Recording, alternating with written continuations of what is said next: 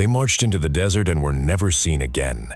50,000 of the world's most elite soldiers vanishing without a trace into the endless sands of Egypt. No bodies, no weapons, no answers, just silence that has echoed through 25 centuries of human history. This is not a legend. This is not mythology. This happened.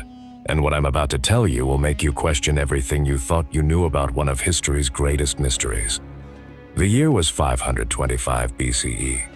The Persian Empire had become an unstoppable force, crushing every civilization in its path. From the mountains of Afghanistan to the shores of the Mediterranean, the world trembled at the mention of one name: Cambyses II, son of Cyrus the Great, ruler of the largest empire the world had ever seen. But Egypt remained unconquered. The ancient kingdom of the pharaohs, with its mysterious gods and impenetrable fortresses, stood as the last great prize. For Cambyses, this wasn't just about conquest. This was personal. This was about proving that even the gods themselves couldn't stand against Persian might. The invasion began with surgical precision. Cambyses assembled the largest military force ever seen in the ancient world: 200,000 soldiers, the finest cavalry, engineers who could build bridges across rivers in days, siege weapons that could shatter the strongest walls. This wasn't just an army. This was a machine of total annihilation. The Persian war machine rolled across the Sinai Desert like an unstoppable tide. City after city fell. Fortress crumbled. The Egyptian pharaoh Psamtik III watched helplessly as his kingdom disintegrated before his eyes. Within months, Memphis had fallen. The pharaoh was captured. Egypt belonged to Persia. But Cambyses wanted more than just political control.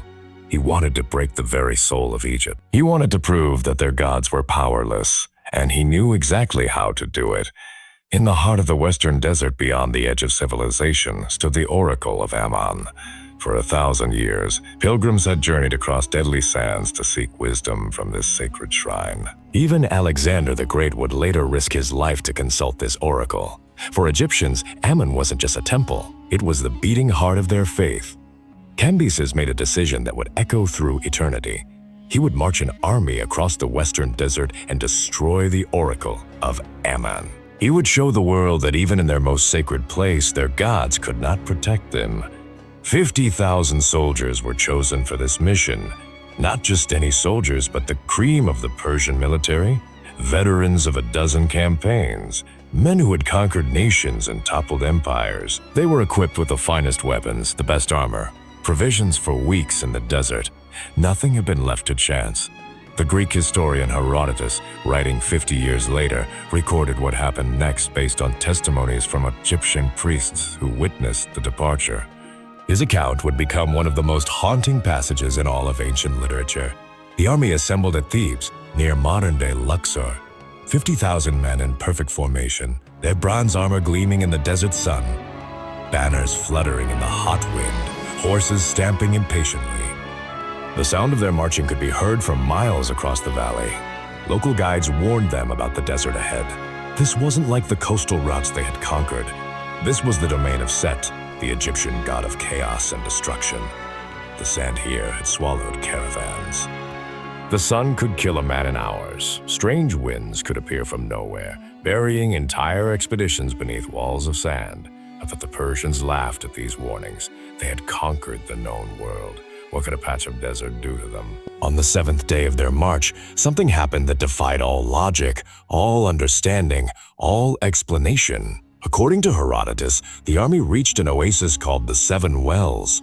Local witnesses saw them make camp. Smoke from their cooking fires drifted across the desert floor. Guards were posted, sentries walked their rounds, and then they marched west toward the Oracle of Ammon, into a landscape so barren, so hostile that it seemed like the surface of another world.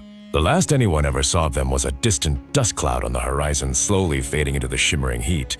Days passed, then weeks, then months. No messenger returned. No survivor staggered back to civilization. No scout brought news of victory or defeat. It was as if 50,000 human beings had simply been erased from existence. The Oracle of Ammon remained untouched. Pilgrims continued to journey there safely.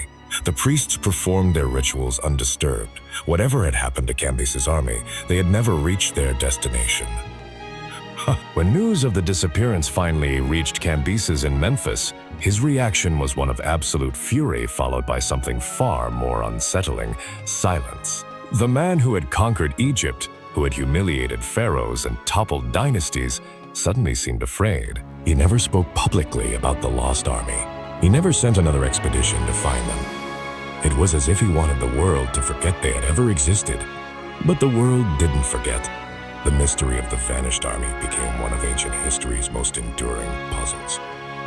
How do 50,000 soldiers simply disappear? How do you lose an entire military force without a single trace? Theories emerged almost immediately. Some claimed they had been ambushed by nomadic tribes who knew the desert's secrets. Others believed they had been caught in a massive sandstorm, what the Arabs call a samoom, a wall of sand and wind that can move at hurricane speeds and bury everything in its path. But there were problems with every theory. Nomadic tribes, no matter how skilled, couldn't completely annihilate 50,000 well-armed soldiers without leaving some evidence. Even the most violent sandstorm would leave traces: weapons, armor, bones scattered across the desert floor. The mystery deepened when archaeologists began exploring the western desert in the 19th and 20th centuries. They found evidence of ancient trade routes.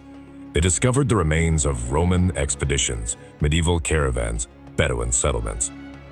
The desert, it seemed, preserved everything. Everything except Cambyses' army. In 1996, a team of Italian archaeologists announced they had found evidence of the lost army. Deep in the western desert, they discovered bronze weapons, jewelry, and human remains scattered across a vast area. The artifacts matched the period of Cambyses' campaign. The location was along the route the army would have taken to reach Ammon.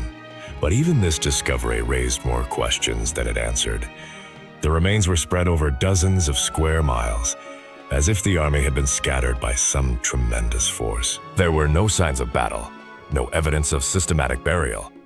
It looked more like the aftermath of a natural disaster than a military defeat. Other expeditions followed. In 2009, British archaeologists using ground-penetrating radar detected what appeared to be a massive buried structure in the desert, roughly along the army's projected route.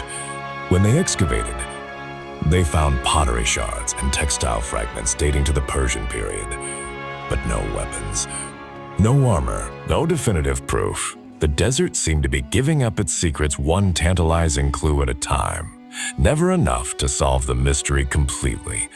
Modern science has offered new theories about what might have happened. Meteorologists studying ancient climate data suggest that the region experienced unusual weather patterns around 525 BCE. Satellite imagery has revealed the scars of ancient megastorms that could have generated sandstorms of unprecedented size and violence.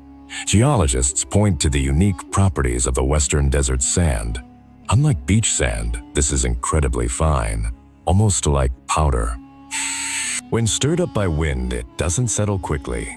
It can remain suspended in the air for days, creating walls of moving sand hundreds of feet high and miles wide.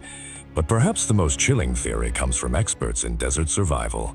They suggest that the army didn't vanish all at once. Instead, they became lost in the featureless landscape, wandering in circles as their water ran out and the sun slowly killed them. In the desert, death comes not with violence, but with quiet inevitability. The sand would have covered their bodies within days, their equipment within weeks. Yet none of these explanations feels complete. None captures the sheer impossibility of what happened. How do you lose 50,000 people so completely that they leave almost no trace? How does an entire army vanish into thin air? Standing in the western desert today, surrounded by endless horizons of sand and stone, you begin to understand something that ancient peoples knew instinctively. The desert is not empty. It's alive. It breathes. It hunts. It remembers. Local Bedouin tribes still tell stories about the lost army.